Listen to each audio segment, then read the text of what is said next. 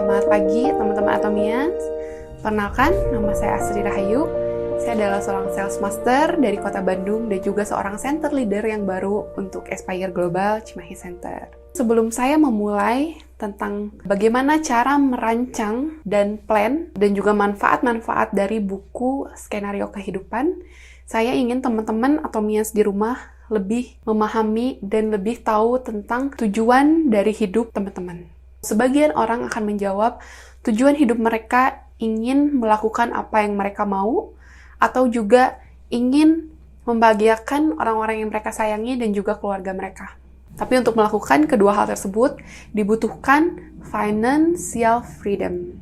Dan masih banyak di antara kita yang tidak mendapatkan financial freedom. Beberapa dari kita memiliki waktu yang cukup banyak tapi tidak memiliki cukup uang untuk melakukan apa yang mereka mau dan juga untuk membahagiakan keluarga mereka dan orang-orang yang mereka sayangi.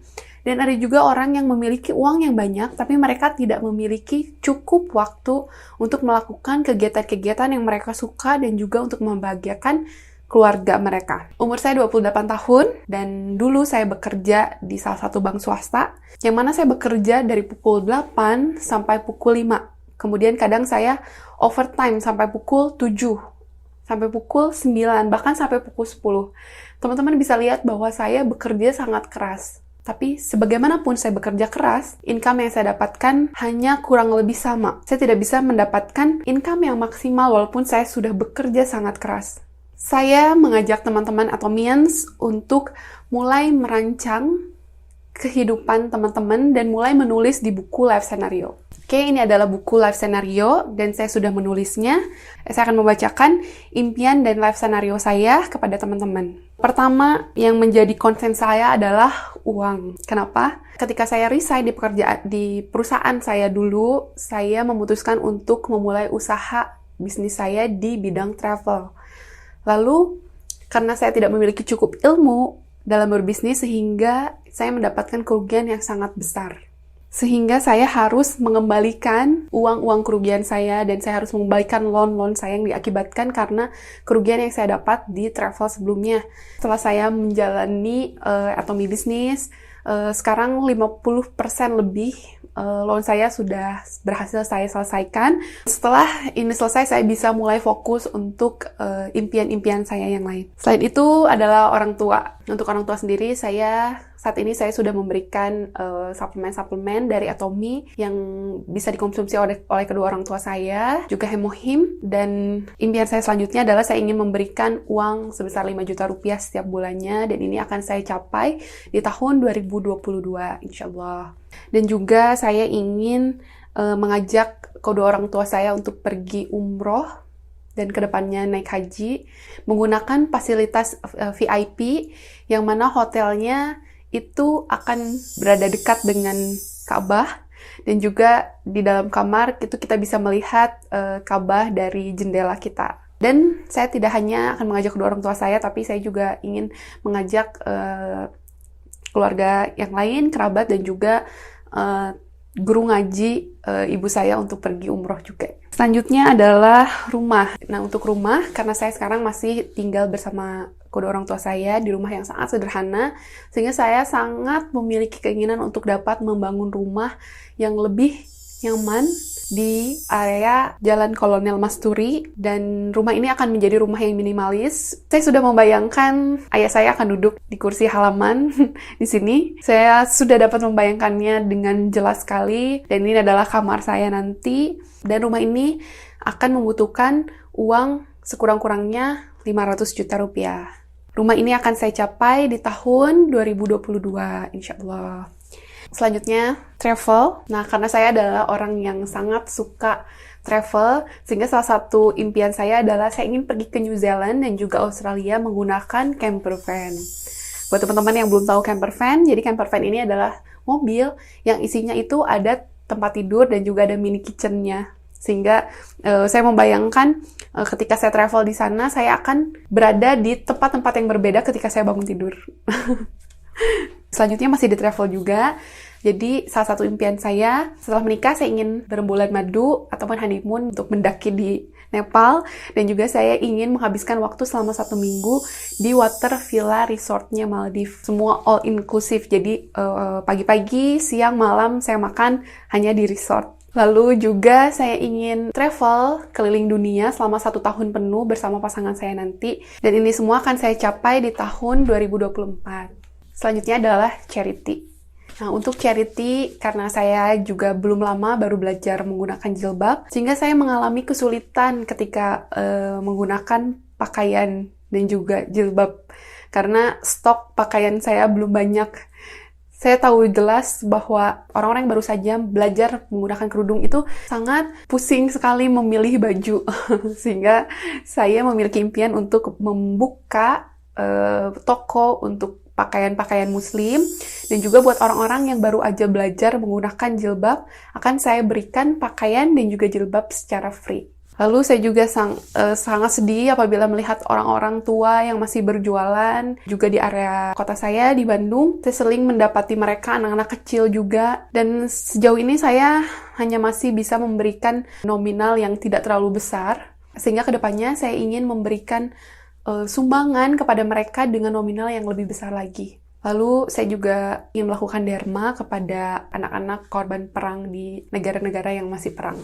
Nah, selanjutnya untuk mobil, saya ingin membeli city car untuk membantu bisnis saya. Saya ingin membeli Suzuki Swift. Saya tahu di Indonesia masih belum launching lagi, tapi saya sudah terlanjur suka dengan Suzuki Swift. Jadi mungkin saya akan membeli yang tahun-tahun sebelumnya, karena mobil impian saya yang sesungguhnya adalah Toyota Alphard Lamborghini. Saya tidak akan khawatir ketika di jalanan macet karena di dalamnya sangat nyaman, dan juga saya masih bisa melakukan aktivitas-aktivitas yang lain seperti Zoom meeting dan lain-lain. Dan mobil ini juga sangat nyaman ketika digunakan untuk pergi ke luar kota. Mobil impian saya ini akan saya capai di tahun 2025. Harganya 1,5 miliar rupiah. Selanjutnya adalah food. Saya sangat suka makanan, sehingga setiap kali saya menonton YouTube tentang makanan, saya sangat ingin pergi ke tempat itu saat itu juga. Sehingga nanti ke depannya, ketika saya nonton YouTube, ketika saya menginginkan satu makanan, saya akan pergi travel ke salah satu negara ataupun kota hanya untuk makanan. Dan saya juga akan mengajak partner-partner dan juga sponsor saya untuk pergi ke negara tersebut untuk makan. Nah, untuk bisnis, ketika saya awal bergabung di Atomy, saya menuliskan saya ingin menjadi seorang sales master di tahun 2019. Yang mana 2019 adalah tahun di mana saya baru mengenal Atomy, dan akhirnya di bulan Desember saya sudah mencapai mastership saya yang pertama, yaitu sales master. Dan juga salah satu impian saya yang sudah terwujud adalah saya ingin membuka center. Dan alhamdulillah sudah tercapai. Di Desember 2020 saya sudah membuka center di area Cimahi untuk memfasilitasi member-member dan juga partner-partner saya untuk mempermudah bisnis mereka juga. Nah, jadi teman-teman sudah bisa melihat bahwa buku life scenario ini sangat penting. Apabila kita memiliki perancangan untuk kehidupan kita, untuk impian-impian kita, maka impian kita akan menjadi semakin dekat. Life scenario ini seperti GPS, direction, di mana kita akan menuju ke arahnya. Teman-teman sudah tahu ya, dalam menulis life scenario ini, teman-teman harus menulisnya dengan sangat jelas. Bukan hanya menulis, saya ingin mendapatkan rumah yang besar, mobil yang besar, tapi mobil tipe apa, dan akan didapat tahun berapa. Teman-teman harus tahu, pergi ke showroom, tanyakan kepada mereka berapa DP yang harus kita bayar dan berapa angsuran yang harus kita bayar. Apabila kita sudah tahu, kita akan bisa mengkalkulasi berapa income kita sebetulnya yang kita butuhkan untuk mencapai goal-goal yang ada di sini. Dan lalu dalam menulis life scenario juga, kita harus ada jangka waktu. Karena apabila kita ada jangka waktu, kita akan merasa tertantang dan kita akan merasa kita memiliki deadline untuk mendapatkannya. Apabila kita membuat deadline jauh-jauh hari, misalnya membeli rumah yang besar, oke, nantilah suatu saat nanti kita akan mendapatkannya. Tapi itu akan terasa jauh dan kita akan merasa sangat santai. Tapi apabila kita sudah memberikan deadline, berarti teman-teman Atomian sudah tahu langkah apa yang mesti teman-teman ambil pada hari ini. Nah, saya juga tahu jelas bahwa kita akan mengalami masa naik dan masa turun. ketika kita merasa down, kita hanya cukup membuka buku life scenario ini. Kita bisa simpan di kamar kita, ataupun kita bisa membuat dream board atau vision board dengan foto-foto, lalu kita tempel di dinding kamar kita sehingga setiap hari kita bisa melihatnya. Ataupun kita juga bisa menjadikan dream board tadi di wallpaper handphone kita, sehingga setiap kali kita membuka handphone, kita selalu teringat tentang goal kita. Maka apabila seperti itu, ketika teman-teman mengalami down, ketika teman-teman mengalami komplain ataupun rejection, teman-teman akan dengan mudah naik lagi karena sudah tahu goal apa yang teman-teman tuju. Teman-teman jangan takut untuk bermimpi, jangan malu untuk bermimpi, ataupun jangan malu ketika impian kita itu tidak tercapai. Tapi teman-teman harus malu ketika kita tidak memiliki impian dan tidak memiliki plan. Oke, sekian yang bisa saya sampaikan. Semoga apa yang saya sampaikan dapat menginspirasi teman-teman dan juga bermanfaat bagi teman-teman Atomians di rumah. Terima kasih teman-teman. Ayo kita semangat di Atomi Indonesia. Ayo bisa.